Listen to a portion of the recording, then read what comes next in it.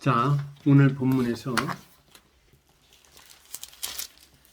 드디어 이스라엘 백성들이 가나안을 갖다 정복하는 전쟁이 시작됐습니다. 오늘 본문 중에서 우리가 할 수 있는, 궁금해할 수 있는 세 가지가 나옵니다. 우리가 던질 수 있는 세 가지 질문. 이것이 오늘 말씀 제목입니다. 첫 번째, 하나님께서는 왜 이상한 방법으로 여리고성을 함락시키셨을까? 전쟁은 뭡니까? 칼과 창과 활로 하는 겁니다. 그리고 여리고성은 이 바위에 이렇게 세워진 성이고 입구만 평지로 되어 있어요. 그래갖고 난공불락의 성이라고 합니다. 그러면 그 성을 헐물려면 사다리를 갖다 놓고 기어 올라가서 이렇게 해야 하는데 그게 아니라 사람이 생각할 수 없는 방법으로 지금 성을 공격하는 거예요. 칼과 창으로 해야 하는데 이상하게 언약궤를 앞세우고 매일같이 한 바퀴씩 돌라. 우리가 생각할 땐 전혀 이치에 안 맞거든요.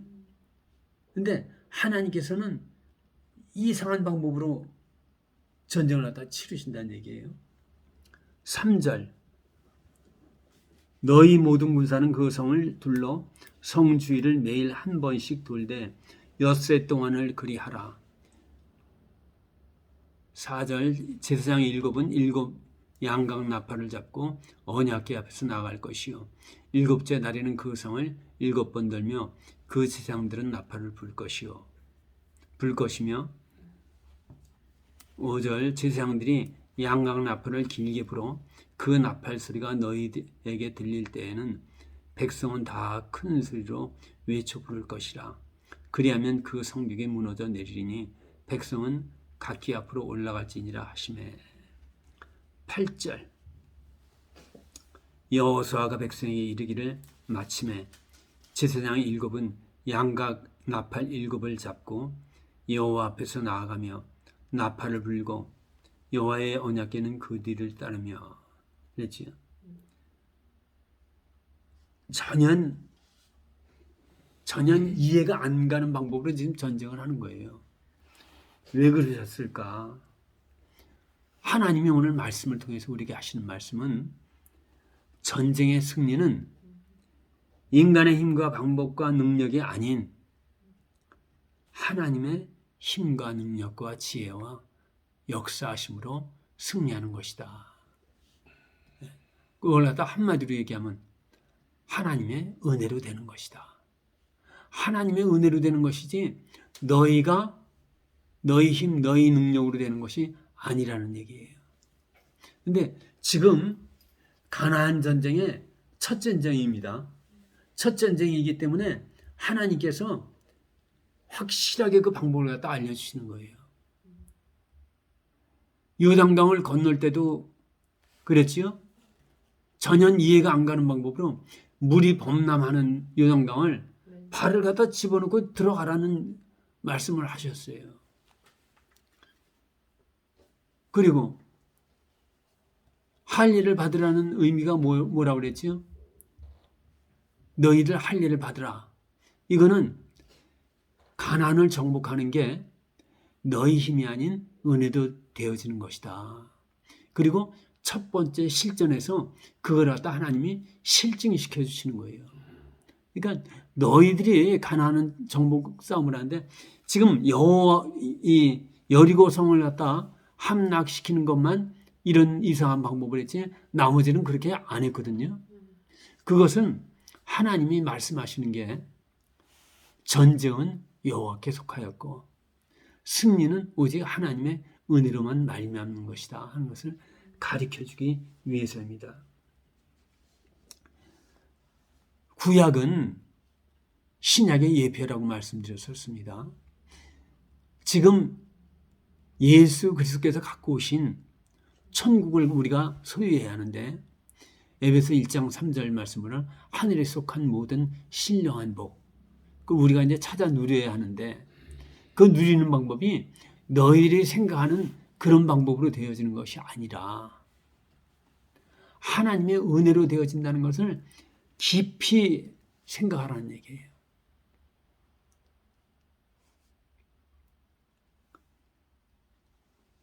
절대 인간의 반복과 생각으로 되어지는 것이 아닙니다.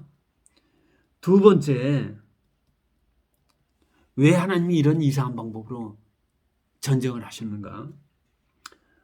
하나님이 온 땅을 다스리시고 절대자이신, 온 땅을 다스리며 절대자이신 하나님, 그분을 믿고 신뢰해야만 승리할 수 있는 전쟁인 것을 가르쳐 주기 위해서입니다.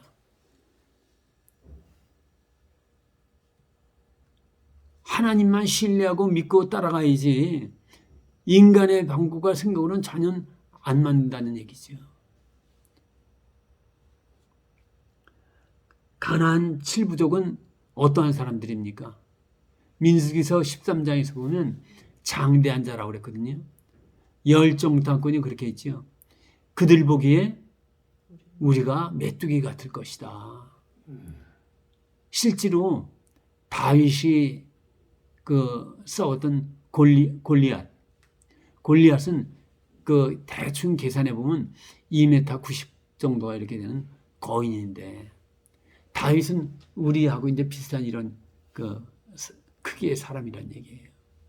그런데 170, 80대는 커봤자 180이겠죠.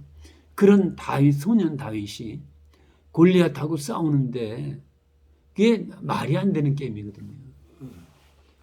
하나님께 속하였기 때문에 하나님이 도와주셨기 때문에 골리앗을 갖다 이긴 것처럼 지금 그 민수기서 13장에서 어떻게 했습니까? 백성들이 통곡했거든요. 우리를 다 죽이려고 가나안 땅에서 우리를 다 죽이려고 우리를 갖다 이 전쟁에 불러 모았다 이렇게 막 얘기를 한단 말이에요. 이스라엘 백성들이 출애굽을 하면서 겪은 게 무엇입니까? 10가지 재앙. 10가지 재앙을 갖다 겪었습니다. 10가지 재앙을 겪는데 첫 번째하고 두 번째 재앙은 이스라엘 백성들 같이 재앙을 당했지요. 근데 세 번째 재앙부터는 이스라엘은 빼놓고 애굽만 그렇게 했어요. 왜 이스라엘은 처음에 첫 번째, 두 번째 재앙 이스라엘도 함께 겪었냐면 하나님이 돕지 않으면 너희도 똑같이 당할 자라는 것을 9가지 재앙을 갖다 내렸는데도 바로가 항복을 안 했지요. 그러니까 마지막으로 장자 재앙을 내려갖고 바로가 불러갖고 어떻게 합니까? 빨리 나가라. 빨리 나가라. 그리고 홍해 바닷가로 몰아넣습니다. 백성들은 난리 쳤어요. 우리를 갖다 여기서 죽이려고 불러냈냐. 하나님이 홍해 바다를 갖다 홍해 바다를 가르고 무사히 건너게 하신 다음 그 다음에 무사히 건너게 하신 다음에 바로와 그 군대는 물에 다 빠뜨렸다는 얘기예요. 그리고 광야를 지나가면서 무슨 일이 생겼습니까? 배고프다 그러니까 만나를 갖다 매일같이 주고 그리고 물을 갖다 주고 메추라기를 주고 달라는 거 다 허락했어요. 그랬는데 그 놀라운 하나님의 경험을 갖다 역사하심을 경험했는데 그럼에도 불구하고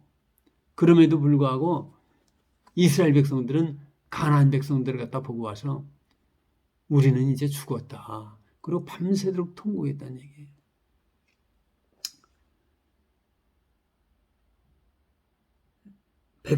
이스라엘 백성의 힘만으로는 결코 승리할 수 없는 가나안 족속들은 장대한 자라고 그랬어요. 그러니까 하나님을 신뢰하지 않고는 안 된다는 것을 깊이 각인시켜 주는 거예요. 성도가 이 땅에서 겪는 영적 전쟁은 하나님을 신뢰해야만 승리할 수가 있습니다. 하나님을 신뢰해야만. 인간의 힘만으로는 안 된다는 얘기죠. 자, 예수님은 어떤 분이라고 그러셨죠? 왕권을 갖고 이 땅에 오신 분이에요. 저를 잠깐 보세요. 왕권을 갖고 오셨는데 복음서에서 보면은 귀신을 갖다 제압하죠. 이건 무엇을 얘기하냐면 그 영권이 있는 것을 말씀하는 거예요. 그리고 풍랑이는 바다를 갖다 잔잔케 하죠. 이것은 환경을 다스리는 원수가 있는 거고. 그리고 질병 걸린 사람들을 다 고쳐주지요. 사람들의 질병을 치유할 수 있는 하나님, 또 오병이의 기적을 갖다 보여주면서 너희들이 먹을 걸 갖다 줄 수 있는 하나님이라는 걸 말씀했다는 얘기예요. 그리고 그 하나님이 우리와 함께 한다는 얘기예요. 우리와 함께하는 그 하나님이 함께하지 않으면은, 함께하는 그 하나님을 신뢰하지 않으면 승리할 수 없다는 얘기죠. 그러니까 그리스도 앞에서 대항할 수 있는 것은 아무것도 없습니다. 예수 그리스도를 갖다 신뢰하고 그분만을 갖다 붙들고 나아가는 것만이 승리의 조건이라는 얘기죠. 세 번째, 왜 이렇게 이상한 방법으로 전쟁을 하셨는가? 그는 하나님의 말씀에 순종해야만 얻을 수 있는 승리를 얻을 수 있는 전쟁인 것을 가르쳐 주기 위해서입니다. 하나님께서는 내 말에 따르지 않으면 너희들 승리 못해 하는 그걸 갖다 아주 확실하게 시각적인 훈련을 시켜주는 거죠. 사람의 습성은 눈에 보이는 것을 쫓는 그런 습성이 있습니다. 창세기 3장에서 뱀이 하와를 갖다 유혹할 때 선악과를 갖다 보니까 어땠어요? 먹음직하고 보암직하고 지혜롭게 할 만큼 탐스러운 과일이었다 그랬어요. 그러니까 와 저거 참 한 번 먹으면 기가 막히겠다 했고 홀라당 먹어버린 거죠. 눈에 보이는 것을 쫓는 습성이 있어요. 출애굽하면서 그렇게 많이 봤는데도 이스라엘 사람들은 불순종했다는 얘기예요. 하나님께서 우리에게 원하시는 것은 모든 것이 하나님의 은혜로 되어지며 하나님을 신뢰하고 그분의 말씀에 순종할 때만 승리할 수 있다는 것을 다시 한번 가르쳐 주시고 확인시켜 주시는 겁니다. 두 번째, 우리가 할 수 있는 질문. 두 번째 할 수 있는 질문이에요. 왜 하나님은 아무 말도 하지 말라고 하셨을까? 10절 한번 보겠습니다. 제가 읽습니다. 여호수아가 백성에게 명령하여 이르되 너희는 외치지 말며 너희 음성을 들리게 하지 말며 너희 입에서 아무 말도 내지 말라. 그리하다가 내가 너희에게 명령하여 외치라 하는 날에 외칠지니라 하고. 그러니까 한마디도 하지 말라는 얘기예요. 왜 하나님은 한마디도 하지 말라고 그랬을까? 자, 사람 마귀가 가장 좋아하는 것, 그거는 불신과 의심입니다. 또 두려움과 걱정입니다. 성경에서 뭐라고 해요? 마귀를 대적하라고 그랬거든요. 근데 저희부터 무서워, 저걸 어떻게 하고 무서워서 걱정하고 하는 거 마귀가 제일 좋아한다는 얘기예요. 그리고 불평입니다.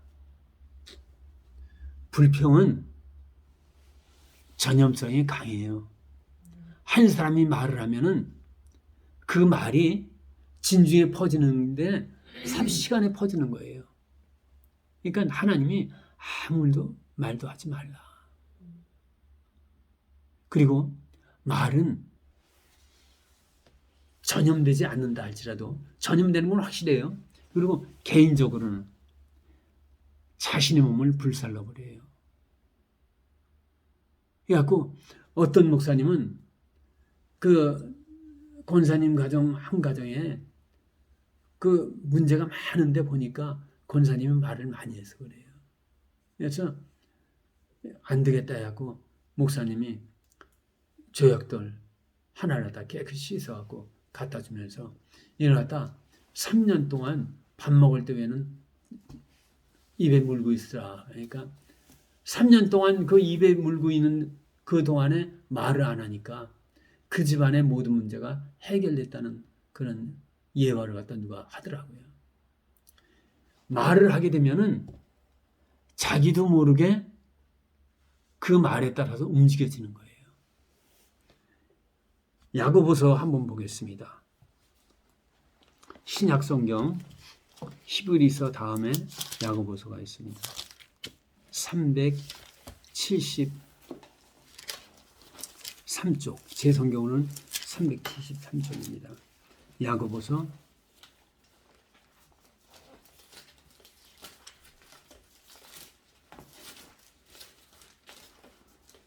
베드로전서 바로 앞에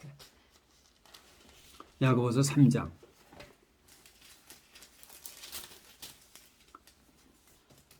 제가 읽겠습니다. 5절부터 8절까지 5절부터 8절까지 이와 같이 혀도 작은 지체로 돼 큰 것을 자랑하도다. 보라 얼마나 작은 불이 얼마나 많은 나무를 태우는가. 혀는 곧 불이요 불의의 세계라. 혀는 우리 지체 중에서 온몸을 더럽히고 삶의 수레바퀴를 불살이나니 그 사르는 것이 지옥불에서 나느니라. 여러 종류의 짐승과 새와 벌레와 바다의 생물은 다 사람이 길들일 수 있고 길들여 왔거니와 혀는 능히 길들일 사람이 없나니 쉬지 아니하는 악이요 죽이는 독이 가득한 것이라. 아멘. 혀를 갖다 길들일 수 있는 사람은 없다는 얘기예요. 부끄러운 얘기입니다. 제가 하나님을 처음 믿었을 때 부부 다툼이 일어났을 때 하나님께서 하시는 말씀이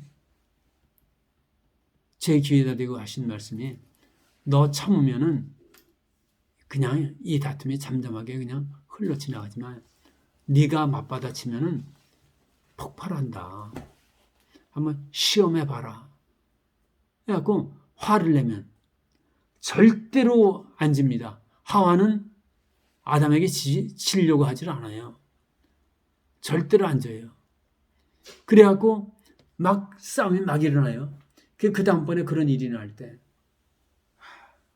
하나님이 참으라고 했으니까 참아봐야지 하면은 잔잔한 게 그냥 지나간다는 얘기예요.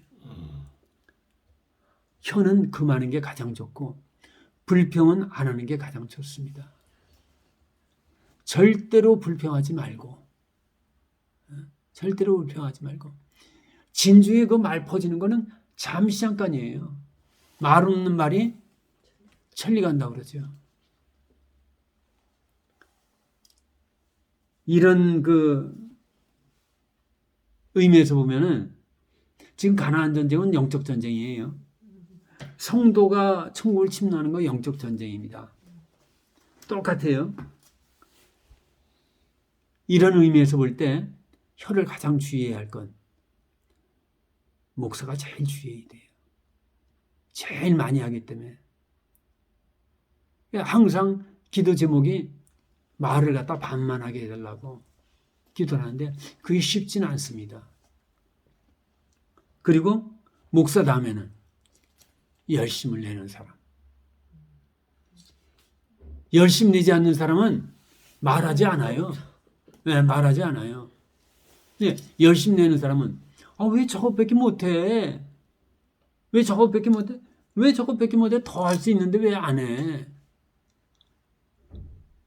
그거는 차라리 그거 하지 않고 하나님 앞에 기도하는 게 훨씬 낫습니다. 제가 실명을 저에서 적었는데 김혜자 권사. 그분은 딸이 미국에서 그렇게 담배 끊게 해달라고 기도했다고 그러잖아요. 그렇게 해갖고 어느 날 갑자기 담배 냄새가 싫어져갖고 담배를 끊었다고. 하나님의 일하시는 방법은 각각 다 틀려요. 저는 담배를 갖다 끊는데 담배는 천국 가는 거하고 아무 이상 없습니다. 근데 몸에는 좀 해롭지요. 성경에 담배 피지 말라는 건 없어요. 그래갖고 술 먹고 담배 좀 피고 하는 거 천국 문제하고는 아무 관계 없으니까 뭐라 그러면 안 되는 거예요. 술은 취하지 말라고 하셨어요. 예, 취하지 말라는데 안 먹는 게 좋지요. 술이 취하면은 저도 예. 경험해봤는데 예, 기도를 못. 예, 제가 다 얘기할 테니까, 제가 다 얘기할 테니까 그 조금씩 옛날에 많이 먹던 분이 그 습성이 들어갖고 조금씩 먹고 그거는 전혀 죄 안 되니까 그거 갖고 뭐라 그러면 안 된다는 얘기예요. 줄인 것만 해도 훌륭해요. 줄인 것만 해도 훌륭해요. 그리고 몰래 담배 피는 거 그것만 해도 훌륭해요. 그러니까 그거 갖고 뭐라 그러면 안 돼요. 하여튼 말은 안 할수록 좋고 열심을 내는 사람이 말을 많이 한다는 얘기예요. 왜 그것밖에 못해? 너도 좀 기도 좀 하고 성경 좀 보고 하나님이 때가 되면 다 하게 하실 줄로 믿습니다. 네. 세 번째, 하나님께서는 왜 여리고성에서 취한 것을 전혀 개인이 손대지 말라고 하셨는가? 지금 여리고성을 갖다 함락시키면은 가나안 땅 정복의 첫 소득이 돼요. 그러니까 첫 것은 하나님의 것이라는 그런 의미에서 그 의미에서 하나님이 건들지 말라고 하신 거예요. 우리 오늘 본문을 갖다 볼 것 같으면은 17절부터 제가 읽겠습니다. 이 성과 그 가운데 있는 모든 것은 여호와께 온전히 바치되 기생 라합과 그 집에 동거하는 자는 모두 살려주라. 이는 우리가 보낸 사자들을 그가 숨겨주었음이니라. 너희는 온전히 바치고 그 바친 것 중에서 어떤 것이든지 취하여 너희가 이스라엘 진영으로 바치는 것이 되게 하여 고통을 당하게 되지 아니하도록 오직 너희는 그 바친 물건에 손대지 말라. 은금과 동철 기구들은 다 여호와께 구별될 것이니 그것을 여호와의 곳간에 드릴지니라 하니라. 여기 19절에 뭐라고 되어 있어요? 다 여호와께 구별될 것. 첫 소득물이니까. 첫 소득물을 갖다 대면 안 된다는 얘기죠. 그래서 취업을 해갖고 첫 소득 이런 거 하나님께 드리는 거 하나님이 굉장히 기쁘게 받습니다. 가나안 땅에서 정복을 하면서 처음 얻은 것이 여리고성이니까 그 성에서 나온 거는 모두 어떻게 돼요? 19절 말로 하면 여호와께 구별될 것이니 하나님 거란 얘기예요. 그래서 그 하나님 것을 손대면은 범죄하는 것이 되는 거죠. 자, 똑같은 의미로 하나님 거 손대면 큰탈 나요. 주일성수. 주일성수는 모든 날은 하나님이 우리에게 주신 거예요. 주일성수. 모든 날은 하나님이 주신 건데 주일날은 일주일에 첫날이죠. 달력 한번 이렇게 봐보세요. 달력 봐보면 첫날이에요. 그러니까 첫날은 누구 거요? 하나님 거. 그러니까 구별해서 하나님께 드리라는 얘기죠. 가능한 한 하나님 생각하고 출애굽기 20장에서는 창조를 갖다 기억하고 신명기서 5장에서는 구원 애굽에서 구속해내신 것 그것을 기억하라고 그랬어요. 그러니까 우리가 주의를 지키면서 기억해야 할 것, 우리를 갖다 하나님의 형상과 모양대로 만드신 하나님의 창조에 감사하고 또 하나는 죄로부터 건져주신 것을 갖다 감사하고 그 감사로 사는 거죠. 그리고 그 다음에 전할 사람이 있으면 전하고 주의를 하는 건 괜찮습니다. 그래서 주의를 지키는 것 로마서 14장에서 믿음으로 하지 않는 것은 다 죄라고 그랬어요. 믿음으로 하지 않는 거.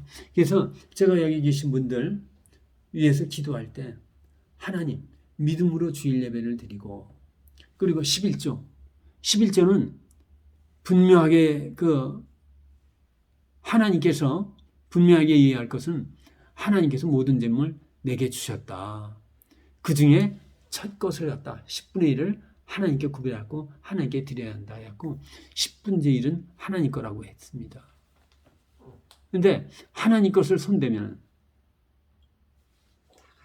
안 된다는 얘기죠. 그러니까 여리고 성에서 지금 이제 다음 장 7장에서 아간이 하나님 걸 갖다 손댔어요. 그렇게 하고 아이성 전투에서 패배하게 됩니다. 그리고 똑같은 거예요. 똑같은 걸로 주일 예배를 안 드리고 11조를 안 드리면 안 된다는 거죠. 하나님 거를 갖다 도둑질 한다는 거나 똑같은 거예요. 주일 예배를 갖다 믿음으로 드려야 하는 것, 11조를 믿음으로 드려야 하는 것, 모든 것은 하나님이 우리에게 주셨다. 이 신앙 고백이에요. 그럼 이런 분들은 나머지 날들은 어떻게 살까요? 모든 것은 하나님이 주셨으니까 하나님이 기뻐하는 삶을 살아야겠다. 아멘. 네. 그리고 모든 물질은 하나님이 주신 거니까 하나님이 기뻐하는 대로 써야 한다.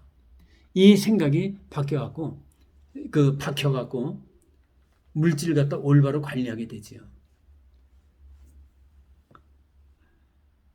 하나님 것과 내 것을 갖다 구별할 줄 알아야 합니다. 잠깐 다른 성경에서는 어떻게 기록되어 있는가를 제가 한번 불러드릴게요. 읽어드릴게요. 킹 제임스 흠정역이라고 있어요. 이거는 영국 왕 제임스에게 궁중의 학사들이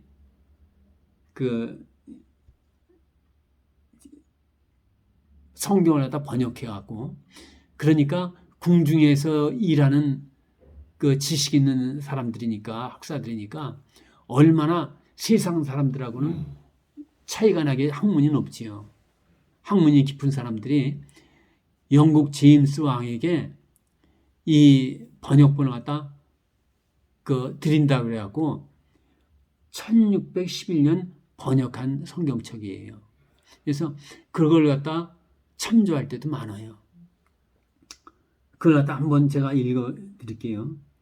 도시와 그 안에 있는 모든 물건은 주께 저주를 받을 터이나 오직 창녀 라합과 그녀와 함께 있는 자는 다 살리니 우리가 보낸 사자들을 그녀가 숨겼느니라. 너희는 반드시 저주받은 물건으로부터 너희 자신을 멀리하라. 너희가 저주받은 물건 중에서 취하여 너희 자신을 저주받게 하며 또 이스라엘 진영을 저주거리로 만들고 괴롭게 할까 염려하노라. 이걸 이렇게 해갖고 해석하는 분도 있어요. 저주받은 물건이라고. 그런데 19절을 갖다 보면 오늘 본문에 우리 19절에 보면 음궁과 동철 기구들은 다 여호와께 구별될 것이니 하나님 거라고 분명히 선언했지요. 그렇기 때문에 제가 오늘 말씀드리기에 더 맞지 않는가 하는 제 판단으로 그렇게 말씀을 전한 거예요. 근데 가끔가다 다른 데서 이렇게 말씀을 전하는 걸 보고 잘못된 거 아닌가 이렇게 생각하는 분들이 있기 때문에 이 말씀을 같이 한번 한 건데 원어의 의미를 보면은 바친 것, 그 원어의 뿌리가 헤렘이란 말인데 이거는 저주받은 것 이런 식으로 해석이 돼요. 그렇게 해갖고 여리고성에 있는 물건들은 다 멸망당할 거니까 저주받은 물건이다. 그 저주받은 물건을 소유하면 똑같이 우리가 저주받게 된다. 그렇게 해석하는데 나름대로 일리는 있습니다. 그러나 하나님 것을 갖다 구별해야 한다는 게 저는 더 옳다 생각합니다. 자, 오늘 세 가지 우리가 던질 수 있는 질문을 했죠. 첫 번째, 가나안 땅 정복은 너희의 힘과 능력으로 되어진 것이 아니라 하나님의 힘과 지혜와 능력, 역사하심, 한마디로 하면 하나님의 은혜로 되어지는 것이다. 그렇기 때문에 하나님을 신뢰하고 그리고 순종해야지 가능한 전쟁이다. 두 번째, 아무 말도 하지 말라는 것은 말은 전염병과 같다고 그랬습니다. 한 사람만 말하면은 지금 이스라엘 백성들이 성을 갖다 주위를 돌고 있는데 한 사람이 이게 무슨 전쟁이야 하고 그러면은 금방 그 말 퍼져나가서 진이 쑥대밭이 된다는 얘기죠. 이길 수가 없는 거예요. 그러니까 말을 갖다 못하게 했고, 그 다음에 하나님 것을 갖다 구별해야 할 줄 안다는 것. 우리가 영적 싸움을 할 때, 나아갈 때 반드시 승리하려면 하나님 것과 내 것을 구별할 줄 알아야 한다. 주의를 구별할 줄 알아야 되고, 예배 시간을 구별할 줄 알아야 되고, 물질을 구별할 줄 알아야 된다. 그때 승리는 이루어진다. 그 말씀입니다. 20절을 제가 함께 보겠습니다. 이에 백성은 외치고 제사장들은 나팔을 불매 백성이 나팔 소리를 들을 때 크게 소리질러 외치니 성벽이 무너져 내린지라. 백성이 각기 앞으로 나아가 그 성에 들어가서 그 성을 점령하고 그 성 안에 있는 모든 것을 온전히 바치되 남녀노소와 소와 양과 나귀를 칼날로 멸하니라. 아멘. 아마 여리고 성에 있던 사람들은 놀랬을 거예요. 그 전성에 의하면 철옹성과 같이 견고한 성이라고 합니다. 그런데 이스라엘 백성들이 소리를 지르는데 그 성 위에 사람들이 있었을 텐데 그 성이 쭉 무너졌어요. 증거를 하다 볼 때 혼비백산하지 않아요. 그렇게 되면은 전쟁은 할 것도 없어요. 우리의 힘과 능력으로 되어지는 건 아닙니다. 하나님의 방법으로 되는 것을 생각하고 따라야 할 줄로 믿습니다. 기도하겠습니다.